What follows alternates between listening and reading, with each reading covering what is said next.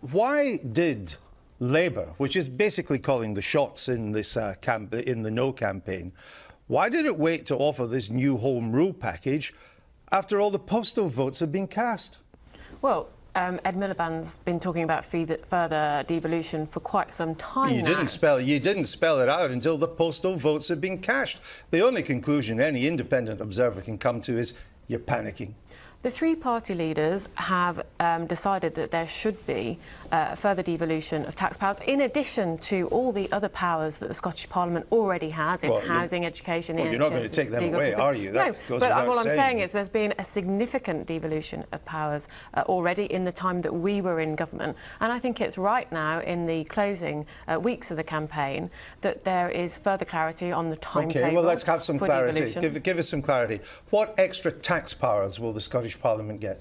Well, we've talked about, and so the other party leaders, about further devolution of income tax. Obviously, the details of that will need to be So you can't give me clarity on what the details would be, or even a broad strategic description of what the income tax powers would be? Well, that there would be significantly more powers for the Scottish Parliament over income tax, and that the tax now paid into the Treasury would go into Scottish coffers, and there would be more control over that for the Scottish Parliament. OK, so how much income tax will be devolved? Well, as I've said, the detail of that will need to be worked out in the timetable that we have set. Surely the people of Scotland have a right. The people of Scotland are being asked to vote in their future. There's two alternatives. One is quite clear from the Nationalists, it's independence, and they can take a view on that. The alternative now is not the status quo.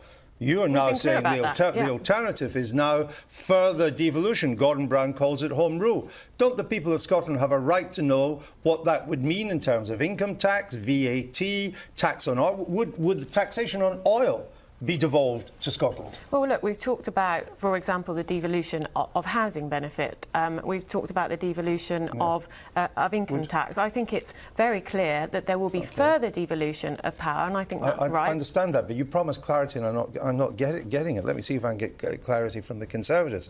Will the taxation of oil be devolved under this Home Rule plan? Well, that is one of the things that will need to be worked out. But the direction... Well, I know it will be worked out. I'm sorry, I know it needs to be worked out. But I'd like you to tell me, will it or won't it, or don't you know? But the powers that are being put forward as the next stage of devolution for Scotland will fundamentally change the fiscal equation for Scotland. It will go from a situation where most of its money gets handed down from Westminster and all they can decide to do is how they spend it, to actually taking responsibility for raising most of their money themselves, whether that's from energy resources, whether that's from income tax, corporation tax. So Home Rule Scotland would have its own powers. The taxation of oil would go to the Edinburgh Parliament? We're not saying that exactly. Well, you just said taxation over energy policy. I didn't say that. I said that there are a lot of resources available from which governments can raise money, and what Scotland will get is a huge swathe of new powers, giving it responsibility for raising most of its money and then deciding how to spend it. And that changes fundamentally the devolution equation for Scotland. We think that's meeting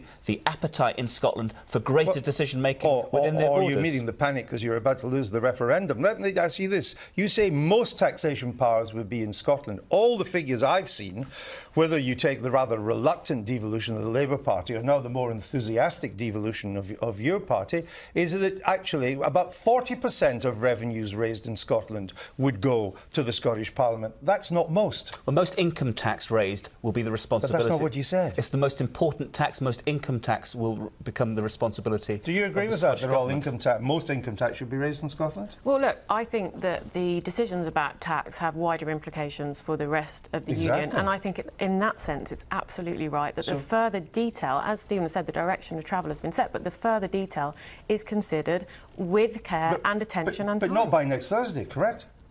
Scots will have to vote blind on this matter. No, I think it's clear. We've said that income tax, to a certain extent, will be devolved and that there'll be further tax-raising powers for the Scottish Parliament. The direction of travel is clear. Right. It's just that the actual destination is not clear. Stuart Hosey, I'll come back to you for the final word.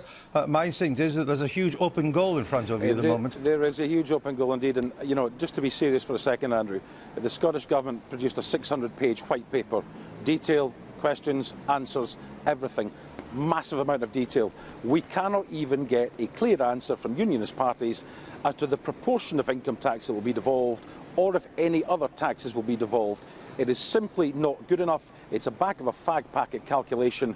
It's a panic measure because the No campaign are falling badly behind in the polls. Andrew, I can't wait till next Thursday.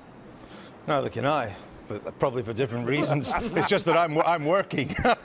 You'll be spectating. Stuart Hosey, thanks for joining us. Thank you.